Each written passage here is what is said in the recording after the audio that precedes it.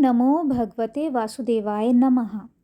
भक्तजनों, आज हम पढ़ेंगे कार्तिक मास महात्म्य कथा अध्याय 27। कृष्ण नाम का आसरा, कृष्ण नाम का ध्यान। 27वां अध्याय अब लिखने लगा महान। पार्षदों ने कहा, एक दिन की बात है, विष्णुदास ने नित्य कर्म करने के पश्चात भोजन तैयार किया, किंतु कोई छिपकर उसे चुरा ले गया। विष्णुदास ने देखा भोजन नहीं है, परंतु उन्होंने दोबारा भोजन नहीं बनाया, क्योंकि ऐसा करने पर सायंकाल की पूजा के लिए उन्हें अवकाश नहीं मिलता, अतः प्रतिदिन के नियम का भंग हो जाने का भय था। दूसरे दिन पुनः उसी समय पर भोजन बनाकर वे ज्यों ही भगवान विष्णु को भोग अर्पण करने के लिए गए, त्यों ही किसी ने आकर फिर सारा भोजन हड़प लिया। इस प्रकार 7 दिनों तक लगातार कोई उनका भोजन चुरा कर ले जाता रहा। इससे विष्णुदास को बड़ा विस्मय हुआ।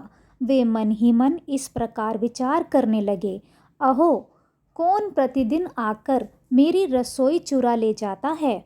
यदि दोबारा रसोई बनाकर भोजन करता हूँ तो सायंकाल की पूजा छूट जाती है। यदि रसोई बनाकर तुरंत ही भोजन कर लेना उचित हो तो मुझसे यह ना होगा, क्योंकि भगवान विष्णु को सब कुछ अर्पण किए बिना कोई भी वैष्णव भोजन नहीं करता।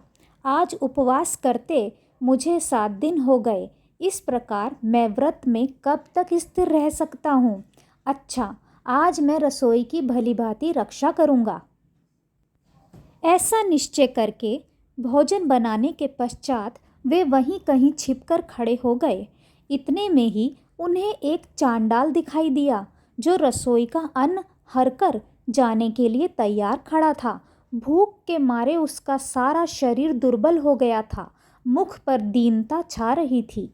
शरीर में हाड़ और चाम के सिवा कुछ शेष नहीं बचा था। उसे देखकर श्रेष्ठ ब्राह्मण विष्णुदास का हृदय करुणा से भर आया। उन्होंने भोजन चुराने वाले चांडाल की ओर देखकर कहा, भैया जरा ठहरो ठहरो, क्यों रूखा सूखा खाते हो, यह घी तो ले लो।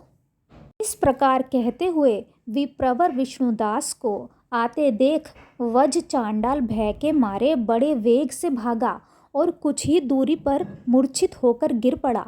चांडाल को भयभीत और मूर्छित देखकर द्विज श्रेष्ठ विष्णुदास बड़े वेग से उसके समीप आए और दयावश अपने वस्त्र के छोर से उसको हवा करने लगे। तदंतर जब वह उठकर खड़ा हुआ, तब विष्णुदास ने देखा वहाँ चांडाल नहीं है, बल्कि साक्षात नारायण ही शंख चक्र और गदा धारण किए सामने उपस्थित हैं।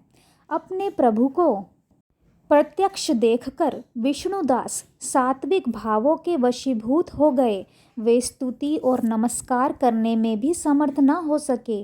तब भगवान ने सात्विक व्रत का पालन करने वाले अपने भक्त विष्णुदास को छाती से लगा लिया और उन्हें अपने जैसा रूप देकर वैकुंठ धाम को ले चले।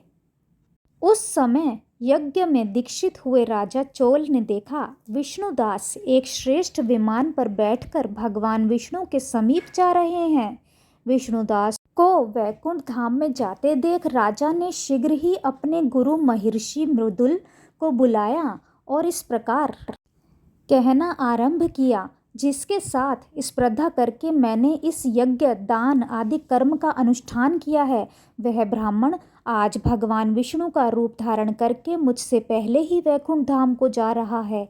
मैंने ऐसे वैष्णव धाम में भली भांति दीक्षित होकर अग्नि में हवन किया और दान आदि के द्वारा ब्राह्मणों का मनोरथ पूर्ण किया, तथापि अभी तक भगवान विष्णु मुझ पर प्रसन्न नहीं हुए और इस विष्णुदास को केवल भक्ति के ही कारण श्री हरि ने प्रत्यक्ष दर्शन दिया है। अतः जान पड़ता है कि भगवान विष्णु केवल दान और यज्ञों से प्रसन्न नहीं होते, उन प्रभु का दर्शन कराने में भक्ति ही प्रधान कारण है। दोनों पार्षदों ने कहा। इस प्रकार कहकर राजा ने अपने भांजे को राज सिंहासन पर अभिषिक्त कर दिया। वे बचपन से ही यज्ञ की दीक्षा लेकर उसी में संलग्न रहते थे, इसलिए उन्हें कोई पुत्र नहीं हुआ था। यही कारण है कि उस देश में अब तक भांजे ही राज्य के उत्तराधिकारी होते हैं। भांजे को राज्य देकर राजा यज्ञशाला में गए और यज्ञ कुंड के सामने खड़े होकर भगवान विष्णु को संबोधित करते हुए 3 बार उच्च स्वर से निम्नांकित वचन बोले। भगवान विष्णु, आप मुझे मन, वाणी, शरीर और क्रिया द्वारा होने वाली अविचल भक्ति प्रदान कीजिए। इस प्रकार कहकर वे सबके देखते देखते अग्निकुंड में कूद पड़े। बस उसी क्षण भक्त वत्सल भगवान विष्णु अग्निकुंड में प्रकट हो गए। उन्होंने राजा को छाती से लगाकर एक श्रेष्ठ विमान में बिठाया और उन्हें अपने साथ लेकर वैकुंठ धाम को प्रस्थान किया। नारद जी बोले, हे राजन, जो विष्णुदास थे वे तो पुण्यशील नाम से प्रसिद्ध भगवान के पार्षद हुए, और जो राजा चोल थे उनका नाम सुशील हुआ। इन दोनों को अपने ही समान रूप देकर भगवान लक्ष्मीपति ने अपना द्वारपाल बना लिया। कथा पूरी सुनने के लिए आप सभी का कोटि कोटि धन्यवाद। प्रभु आपकी सभी मनोकामनाएं पूर्ण करें। वीडियो अच्छा लगे तो वीडियो को लाइक करें, शेयर करें, कमेंट करें और चैनल पर नए हैं तो चैनल को कृपया सब्सक्राइब कर लीजिए। Thank you for watching.